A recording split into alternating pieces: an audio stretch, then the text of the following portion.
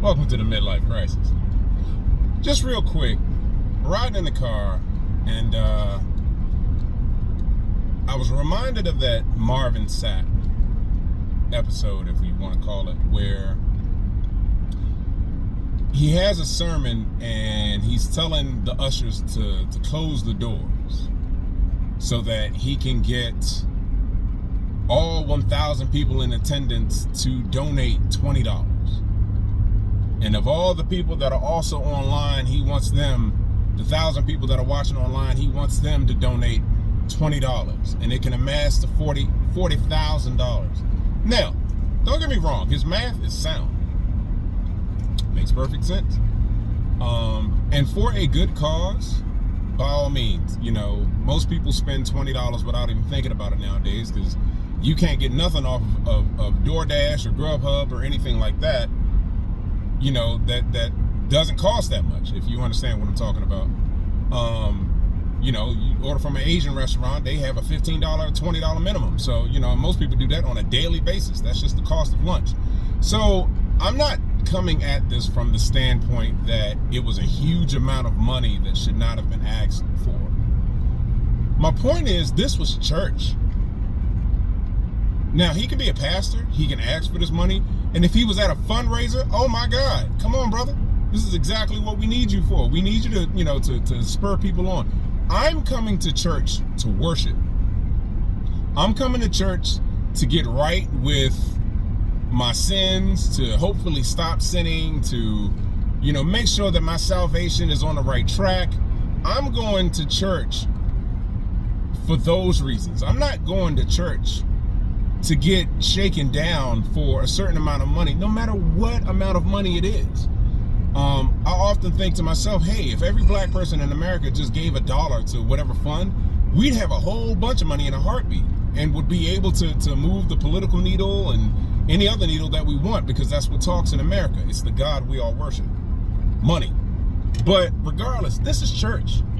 And the reason for me bringing it up is because this, in my opinion, is why a lot of people stop going to church, why church isn't as popular as it used to be, because it's not church anymore. It's not, the purpose of church isn't to worship God anymore. The purpose of church has become a status quo.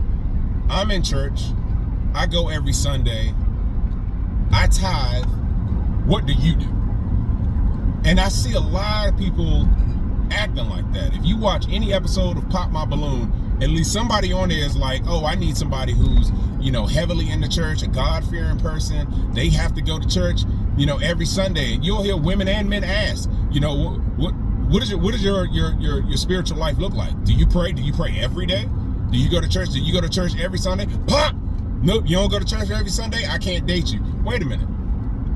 If I'm not mistaken, the people that Jesus surrounded himself with weren't other people in the church.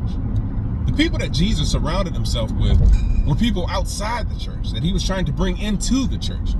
Thieves and prostitutes and charlatans and all of those types of people that Jesus was like, hey, if you follow me, I can show you a better path.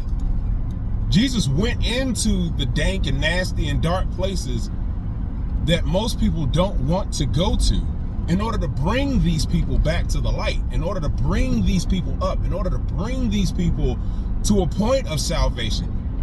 That was the whole point behind his message. He wanted to show how God was such a forgiving God and a loving God, especially through his son, that regardless of what life that you lived, if you truly and honestly repented for it, if you truly and honestly wanted a better path, if you truly and honestly wanted to go a different direction in your life, God is the way.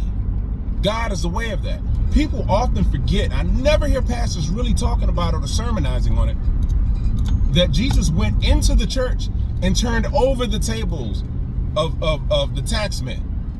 He didn't want that in the church. It wasn't the place for it. So now all of these Christian people that like to throw it up in your face, oh, I tithe, I give this. You know, the Bible says give 1/10 of what you have, not 1/10 of what you earn. 1/10 of what you have is a bit different than 1/10 of what you earn. God didn't create jobs. God didn't create capitalism. That's not what God created. Man created that. So when when it comes to a tenth of what you have, it's not what's in your bank account, it's what you have. If you're an artist, give 1 out of every 10 pictures away for free. If you're a carpenter, build 1 out of every 10 houses for free. That's a tenth of what you have. If you're a baker, bake 1 out of every 10 cakes for free. You know, if you cook some steaks, grill 1 out of every 10 of them motherfuckers for free. Like, it's not about how much money you have and how much and it's become that. You know, people love to you know, brag about how much money they've given the church as though God cares about money. Like, let's really understand some things about God if we really want to be on the same page. God, if you believe in God, if you truly believe that God exists, you got to understand something.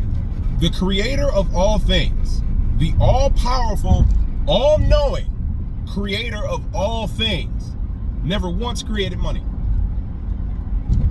Created a planet, created the stars, created the moon. If you read the story of Genesis, created all of that, created all of the animals, created the land, created the oceans, created all of the animals within it, created the seasons, created the wind, created human beings. Never once did God create money.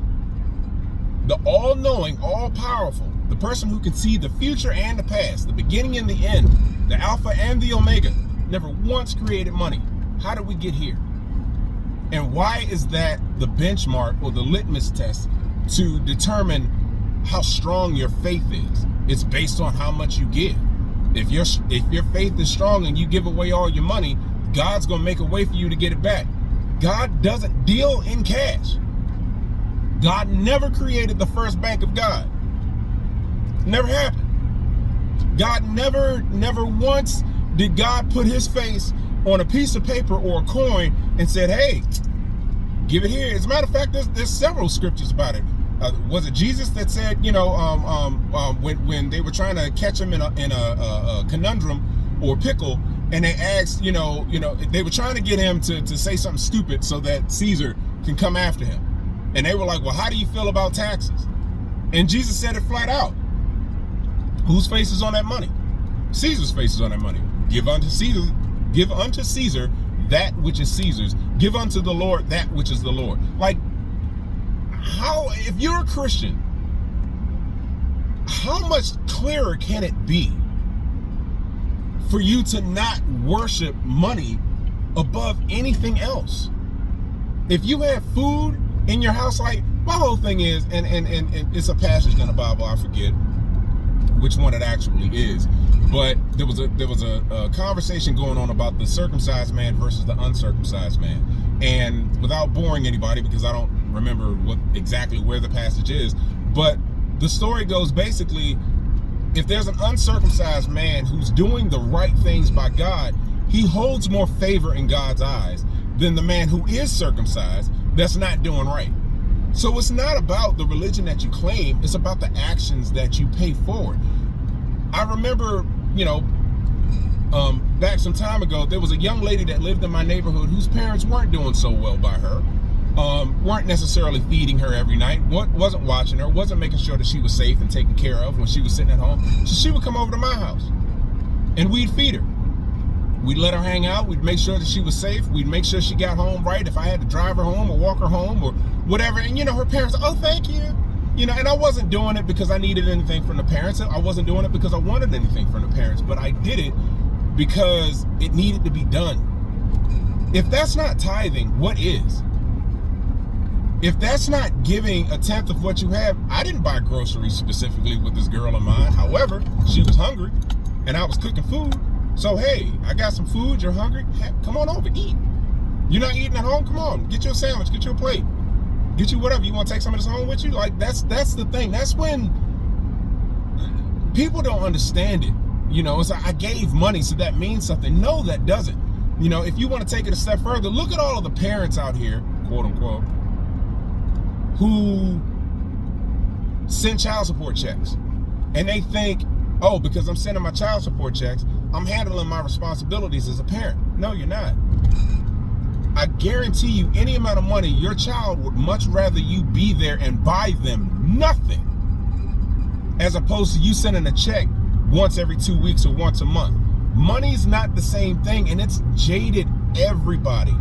even pastors, these are people, and I have a gripe, a personal gripe about this, but these are people that are supposed, they're the leaders of congregations of people that are looking to get closer to their higher power based on a lot of the information that these leaders share. These pastors, these preachers, these priests, these fathers, these are supposed to be the people who are leading you down the road to your salvation. And this is what they do. A lot of them. I'm not saying all of them. There's some good preachers and some good pastors. I've known some of them. But the vast majority of them, this is what you hear. The pastor needs to drive a Bentley. Why? Because we want our pastor looking good. What difference does it make? He ain't driving a Bentley in heaven. And ain't nobody in heaven looking better than God. So what difference does it make if the pastor is driving a Bentley, yet you can't pay your fucking rent? Why does he need $100,000 car and $50,000 suits and jewelry and watches and rings, and you still got people who can't pay for college, who can't, pay their mortgage, who's about to be on hard times, about to be homeless because they can't make ends meet? Like, what are we really doing? But we're doing it in the name of the church, so it's supposed to be permissible?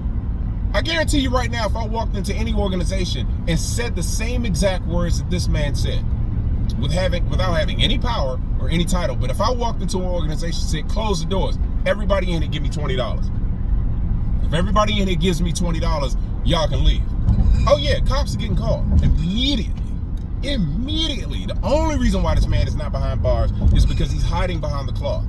And that's ridiculous to me. But like I said, it explains why religion is changing, or should I say the people that are following religion are changing their ways. The people that are looking for salvation aren't necessarily looking toward the church for it.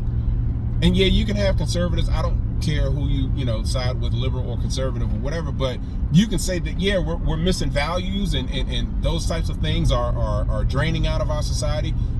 Yeah, guess where one of the biggest holes is? In church. Like, that's ridiculous. So ridiculous.